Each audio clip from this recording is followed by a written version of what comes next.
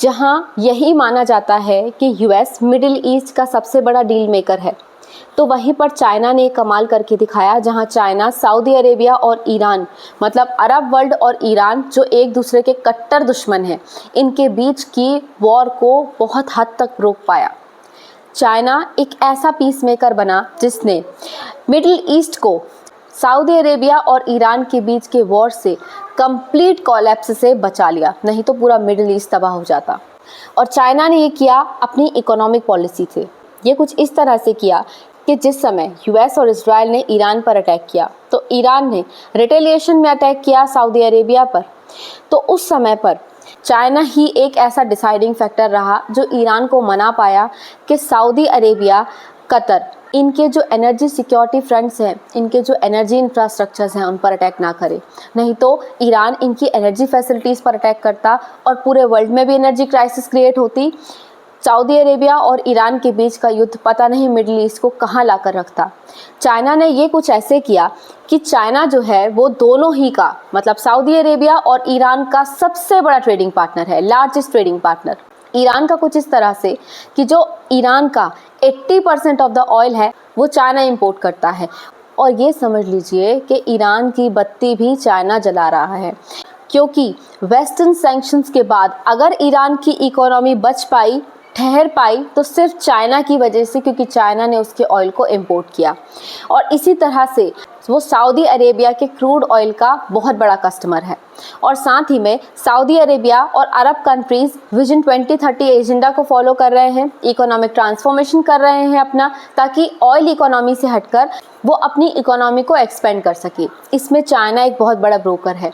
और चाइना ने दोनों ही देशों को, ईरान को और सऊदी अरेबिया को, ये कहकर मनाया कि अगर आप लड़ने जाते हो, अगर आप आगे इस लड़ाई को करते हो, तो इससे खतरा होगा हॉर्मुज़ को, इससे खतरा होगा आप दोनों के एनर्जी इंफ्रास्ट्रक्चर्स को, जो सीधे सीधे चाइना की एनर्जी सिक्योरिटी को हार्म करेगा और चाइना की इकोनॉमी को हार्म करेगा।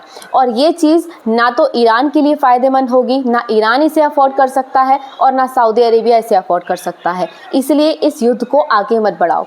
चाइना ही वो ब्रोकर था जिसने इन दोनों ही देशों को युद्ध बढ़ाने से रोका। अब ये सभी जानते हैं कि अरब वर्ल्ड और ईरान आपस में कितनी दुश्मनी शेयर करते हैं। इनका सबसे बड़ा थियोलॉजिकल डिस्प्यूट है शिया और सुन्नी को लेकर, और इसी आइडियोलॉजिकल डिस्प्यूट की वजह से ये दोनों कभी साथ नहीं आते। इस्लामिक ब्रदर्स होने के बाद में भी साथ नहीं आते। लेकिन चाइना एक ऐसा देश है जो इन्हें एक फ्रंट पर लाके रख देता है। 2023 में रीअप्रोचमेंट चाइना ने किया, और इस रीअप्रोचमेंट में सऊदी अरेबिया और ईरान दोनों ही एक टेबल पर बैठे, क्योंकि चाइना ने इनके इंटरनल पॉलिटिकल चेंज में कोई इंटरफेयर नहीं किया। चाइना दोनों ही देशों के साथ नॉन इंटरफेरेंस की पॉलिसी शेयर करता है, मतलब हम इंटरनल पॉलिटिकल चेंज की बात आपसे करेंगे ही नहीं। देन चाइना एक ऐसा देश बना जो दोनों के बीच का वॉर रुकवा पाया, क्योंकि चाइना एक देश को दूसरे देश के खिलाफ वेपन सप्लाई नहीं करता। देन चाइना नॉन इंटरफेरेंस की पॉलिसी फॉलो करता है। जैसे यूएस है, वो सऊदी अरेबिया को सपोर्ट करता है ईरान के खिलाफ, पर चाइना दोनों के साथ सेम रिलेशन शेयर करता है। इवन जब यूएस और इजराइल की ईरान पर अटैक हुआ, तो ईरान ने सऊदी अरेबिया पर रिटेलिएशन में अटैक किया। इस टाइम पर चाइना ने अपने स्पेशल एनवॉय जाई जुन को भेजा था, और उन्होंने ये इंश्योर करवाया कि आप दोनों ही रिस्ट्रेंट मेंटेन करो एक दूसरे से ज़्यादा वॉर नहीं करना, क्योंकि ये चीज़ हमारे लिए हार्मफुल है। हमारी इकोनॉमी को हार्म हुआ तो आपकी इकोनॉमी वैसे ही ख़त्म हो जाएगी। तो दोनों के बीच के युद्ध को चाइना ने इस तरह से यहाँ पर भी रोक दिया। देन इसके बाद में चाइना दोनों ही देशों को, मतलब सऊदी अरेबिया को और ईरान को, ग्लोबल क्लब्स में ले आया।